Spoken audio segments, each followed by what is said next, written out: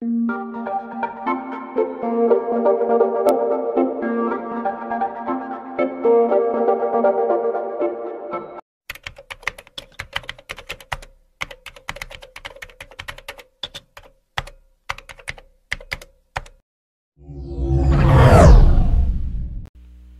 akong kumapit sa kamay ni Warren nang sumakay kami sa helicopter na susundo sa amin pabalik ng Maynila.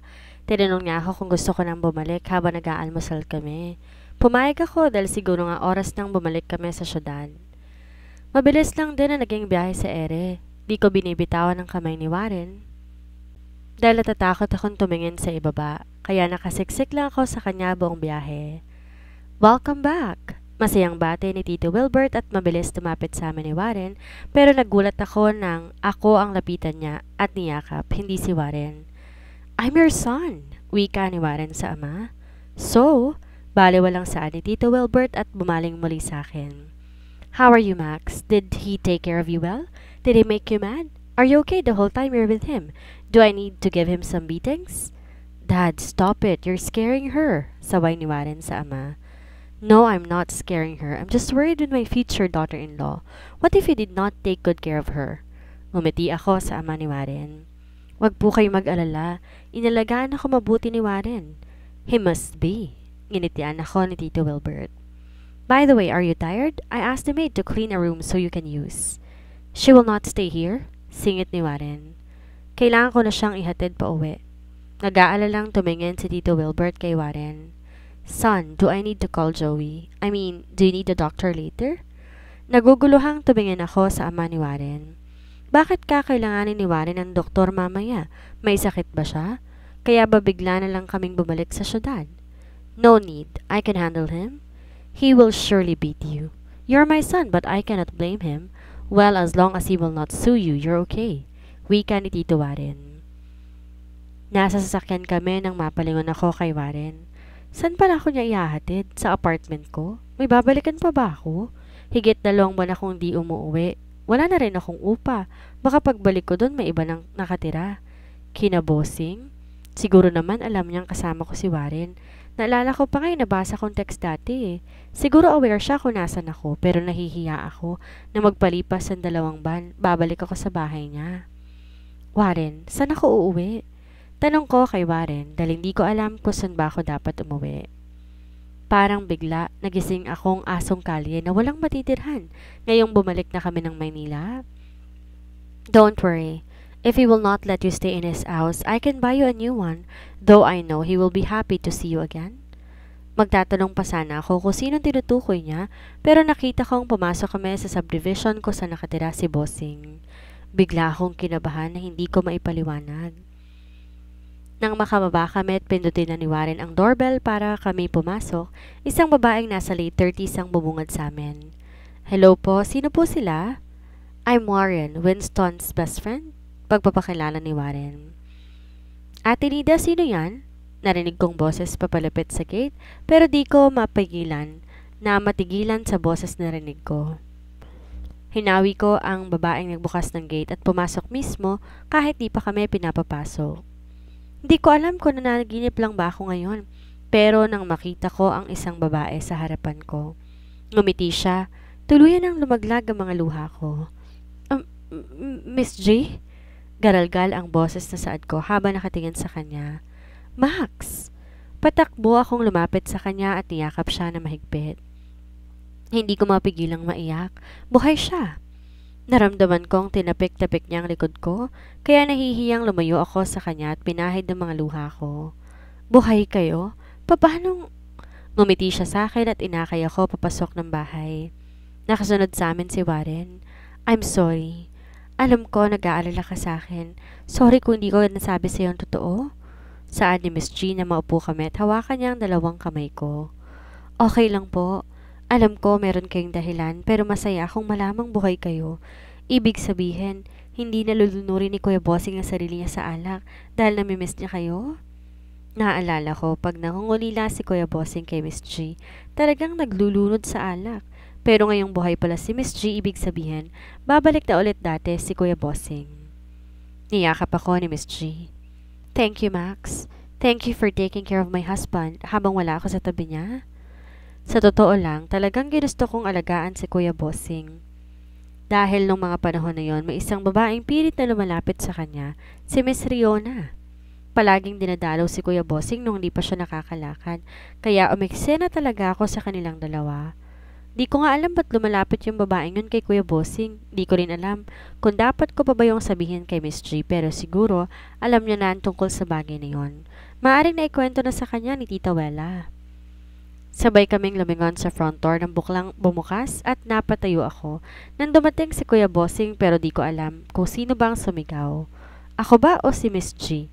Nang biglang ang kwelyuhan si Warren at suntukin ng malakas, dahilan ng muntikan itong pagkasalampak sa sahig.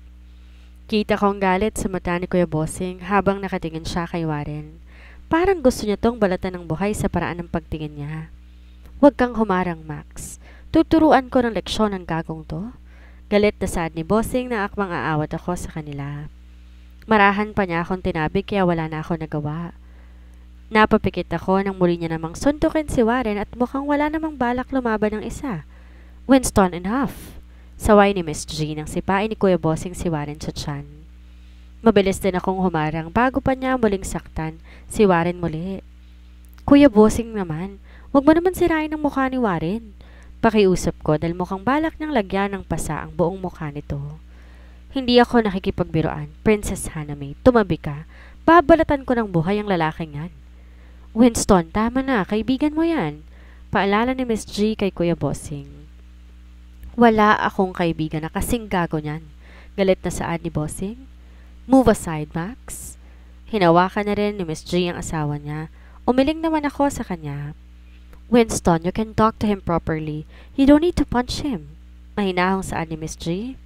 Inalalayan ko na si Warren na makatayo. Putok ang labit kilay habang hawak ang siya na sinipa kanina ng kaibigan niya. Talk? That bastard kidnapped my sister. Malakas sa saan ni Kuya Bossing. Natigilan ako sa sinabi niya. Napatingin kay Warren na may nagtatanong ng mga mata, pero di siya umimik at pinatong lang niyang mukha sa balikat ko. Kaya bumaling muli ako kay Kuya Bossing. Sister? Naguguluhang tanong ko. Imposibleng ako ang tinutukoy niya, di ba? Pero ako lang naman yung kinidnap ni Warren. Alanganin akong ngumiti. Baka naman tinuturing akong kapatid ni Kuya Bossing, kaya nga gusto niya, kuyang itawag ko sa kanya. Tama, yun nga yun. Kuya Bossing, alam ko po na parang kapatid na ang turing niyo sa akin, pero huwag kayong mag-alala. Walang ginawang masama sa akin si Warren. Saad ko na nakangiti ng alanganin sa kanya. Humakbang palapit sa akin si Kuya Bossing, seryoso ang mukha nito.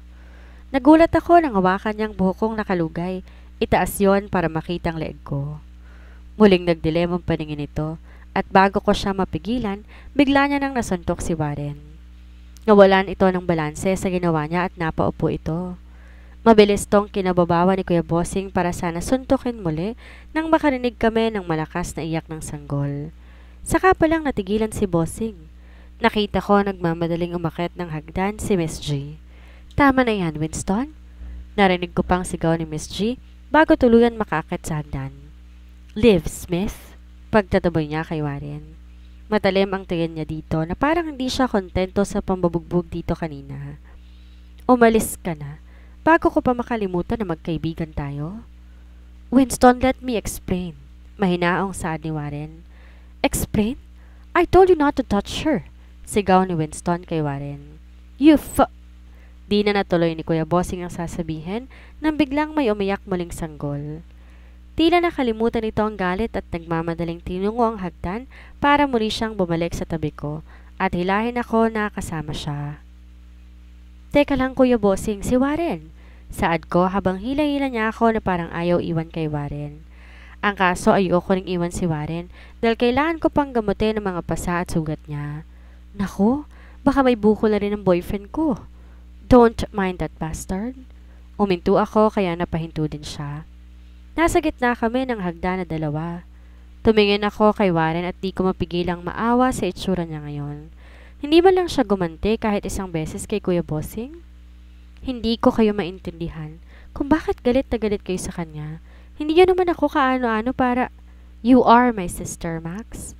I have all the rights to punch the man who kidnapped my sister. Seryosong saad ni Kuya Bossing habang nakatingin sa akin ng diretsyo. Sister? Muling ulit ko. Kuya Bossing, hindi akong kapatid nyo. Paalala ko sa kanya. Nawawala ang tunay na kapatid niya. Maaring kapatid din ang turing niya na sa akin pero hindi ako yun. Kaya bakit ganito ang inaakto niya? Hindi dapat niya sinaktan si Warren dahil hindi naman akong tunay na kapatid niya. May sasabihin sana siya pero napakunot ang noo ko nang hindi lang isang boses ng sanggol ang naririnig kong umiyak. Kaya napatakbo siya para puntahan to. Nagtatakang napasunod ako ng tingin. Ba't parang ang daming iyak ng mga baby akong naririnig? Pero di yun ang dapat kong isipin? Bakit hinayaan mong suntukin ka, ha? Dapat lumaban ka. Asar kong saad sa kanya habang naaawang nakatingin sa mga pasa niya. I'm okay, saad ni Warren pero napangawi dahil sa sugat niya sa labi. Okay? Hindi ka mukhang okay. Nabugbog ka. Kala ko pa naman ngayong boy si Miss G happy na siya pero ba't parang mas galit siya sa mundo? Himutok ko. Sobra naman ang ginawang pang bubugbog niya kay Warren. Parang ang laki-laki ng kasalanan niya.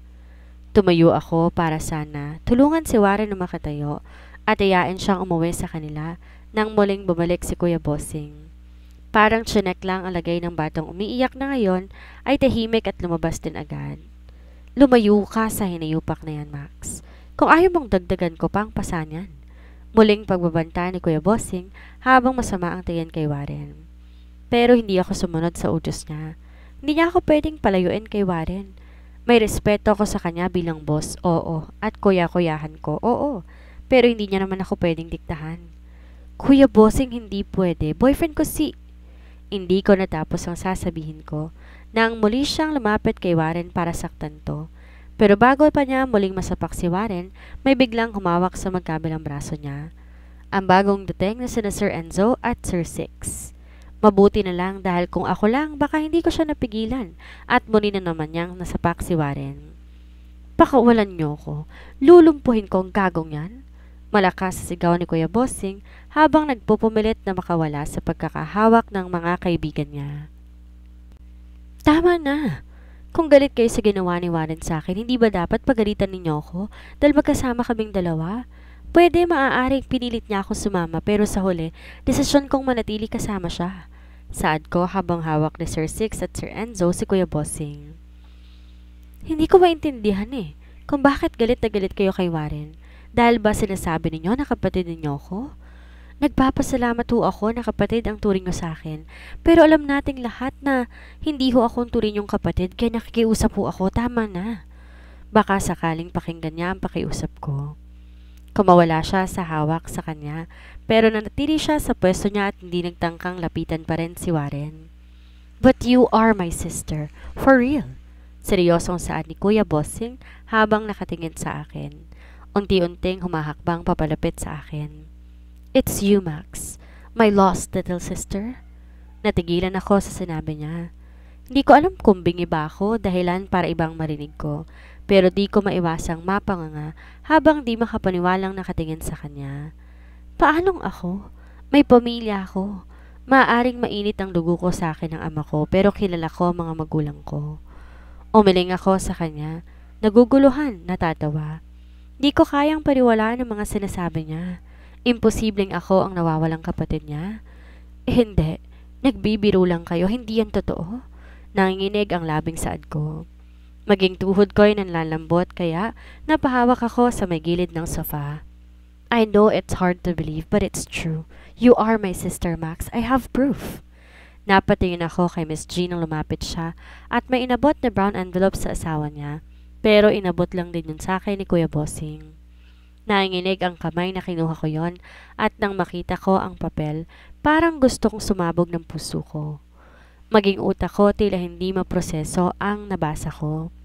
DNA test namin yun ni Kuya Bossing at positive ang nakalagay na resulta. Baka nagkamali lang. Alam kong mahirap paniwalaan at hindi madaling tanggapin ang totoo.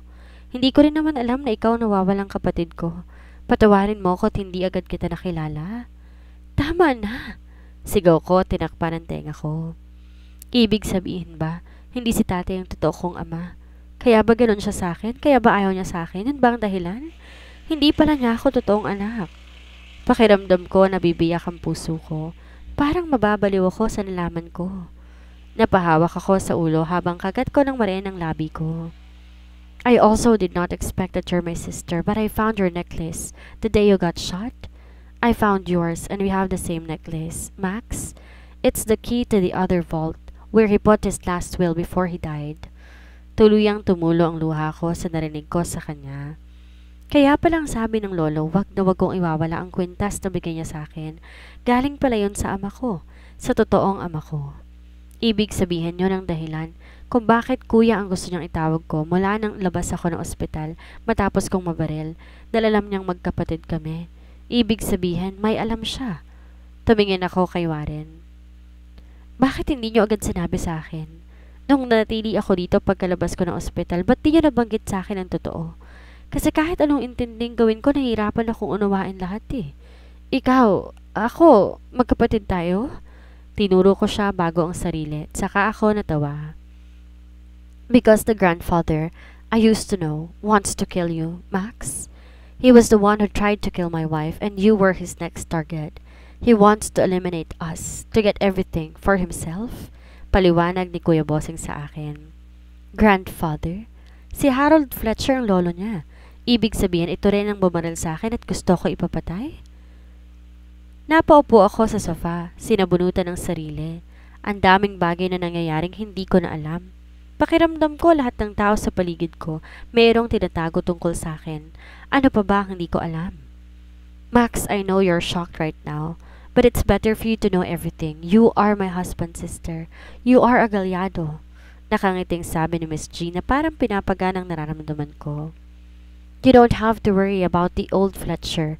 He's already dead. You're safe now? Malamig na saad ni Sir Enzo. Dead? Dapat ba akong matuwa sa bagay na yon? Kaya ba bumalik kami ni Warren dahil wala nang banta sa buhay ko? Siguro mas mabuting magpahinga ka muna, saad ni Miss G, at inalalayan akong tumayo. Tumingin ako kay Kuya Bossing nang makatayo na ako. Tumango siya sa akin nang may tipid ng ngiti sa labi niya, pero di ko magawang umiti sa kanya gaya dati. Bumaling ako kay Warren na pasaan ang mukha. Gusto kong gamutin ang pasat sugat niya, pero wala na akong lakas ngayon. Bigla akong nawala ng gana na kumilos. Niyakap niya ako na nasa loob na kami kaya hindi ko na din mapigilang umiyak sa balikat niya. Nandito ako sa kwarto. Inihatid ako ni Miss G. Hindi ko alam ang nararamdaman ko. Dapat bagong makimasaya?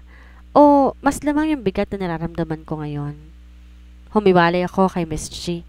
Pinahid ang luha ko. Hindi na kita istorbohin, pero kung may kailangan ka, magsabi ka lang. Tuluyan na nga tong nagpaalam para lumabas ng kwarto. Nang mag-isa na lamang ako, umiyak ako ng umiyak hanggang sa maubos sa mga luha ko.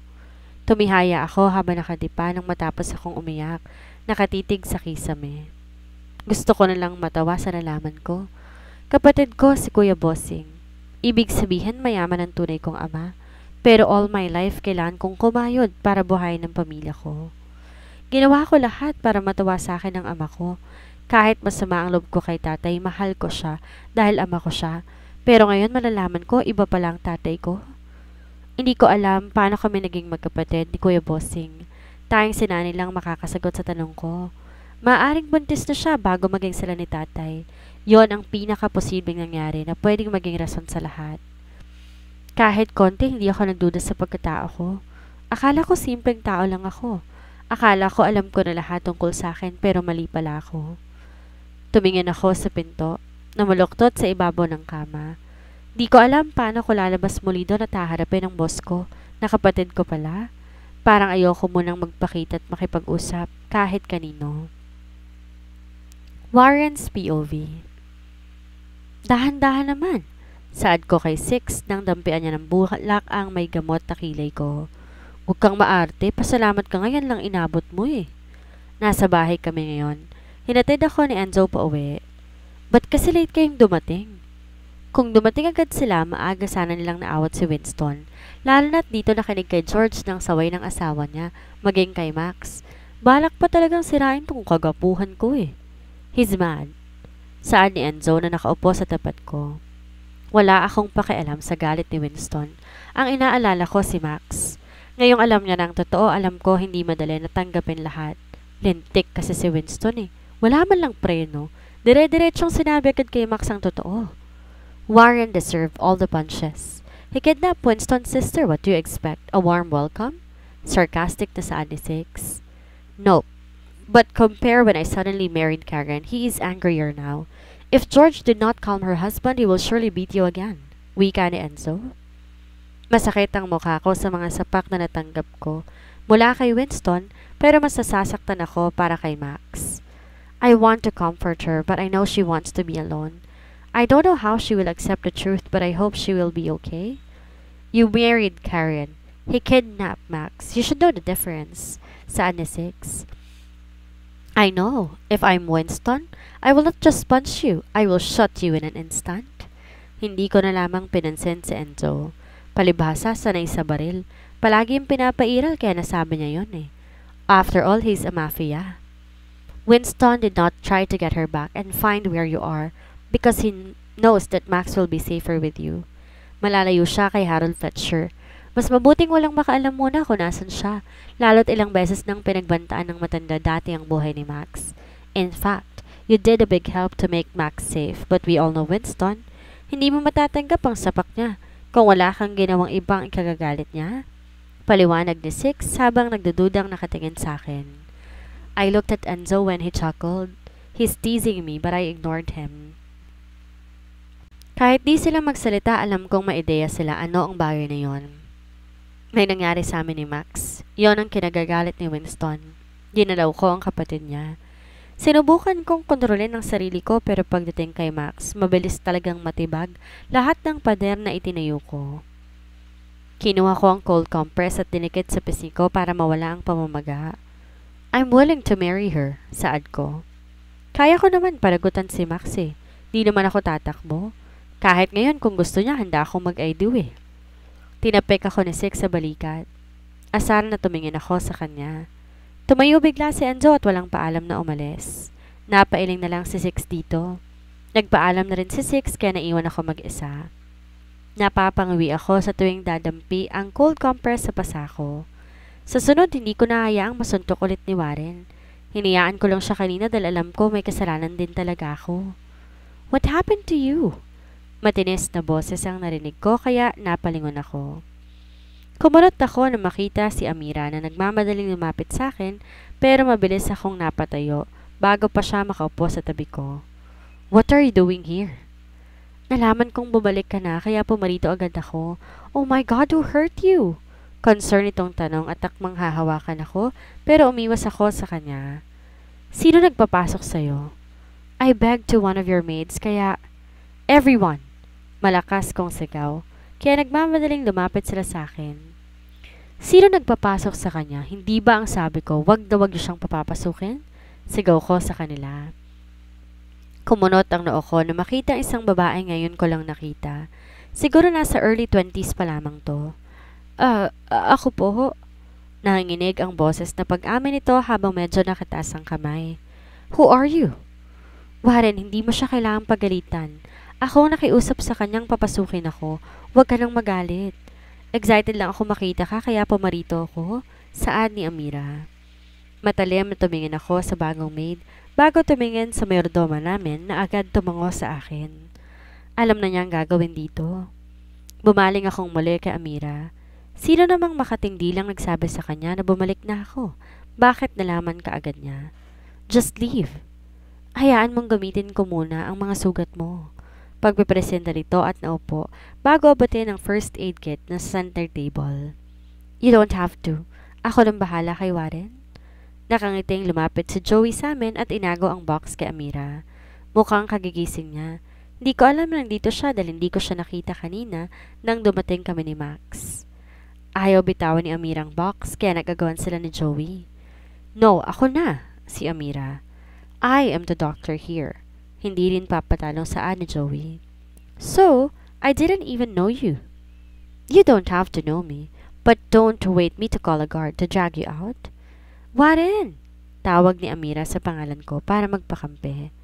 Go, just call the guard, Jo, and ban her from entering the subdivision. If she did not listen, Sue her for trespassing?